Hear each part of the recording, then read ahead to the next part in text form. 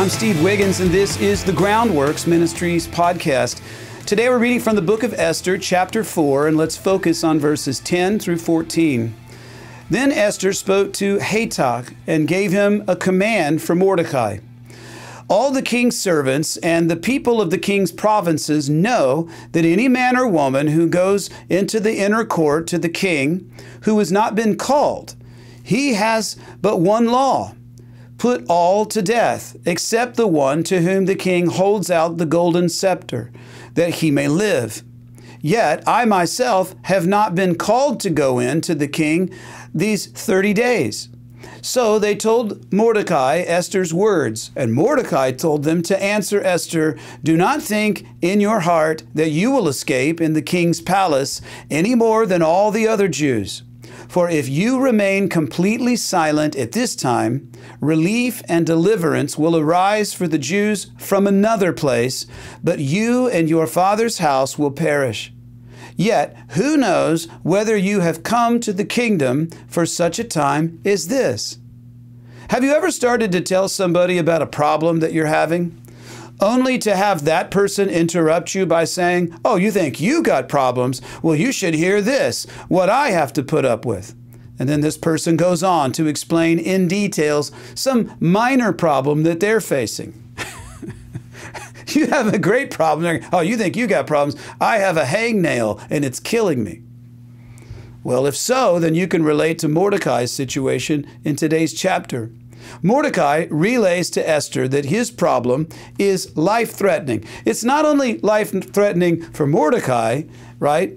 It's life-threatening for the entire population of the Jewish people.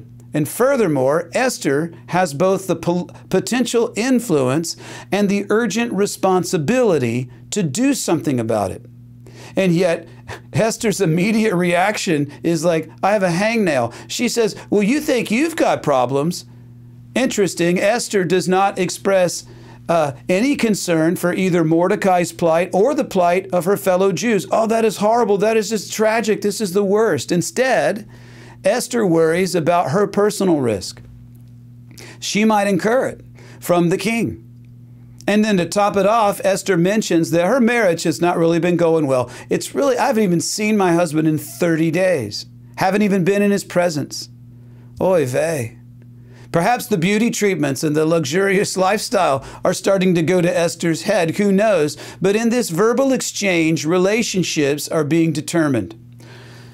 And here's the great question, and I think it's a question for each of us. Would Esther perceive the conversation to be between a king and her subject, right? If I'm talking to Mordecai, "Hey, remember now, I'm the queen. I'm no longer your little, kid that you're having to raise." Would she perceive their conversation to be between a queen and her subject, or between an uncle and his niece? And in the greater sense, the whole debate is a commentary on the existential spiritual condition of the Jewish community while they were in exile. Had the Jews assimilated and simply considered themselves to be Medo-Persians of Jewish background? Or did they still hold to their identity as Jews? Did they still hold out hope for the prophecy of Jeremiah that they would someday return to Israel? Esther personified that existential struggle. Assimilation is still a major issue for the Jewish community. And the question of what does it mean to be Jewish and not live in Israel is still valid in our generation. It's also a major question for the Christian community. Just as the Jewish exiles were commanded to be among and yet not of a foreign people, so all believers are to live with the hope of heaven without seeking our identities in this world. So like Esther, we must all choose to love the Lord and to stand with His people, regardless of what it may cost us personally. I'm Steve Wiggins, and this is the Groundworks Ministries podcast.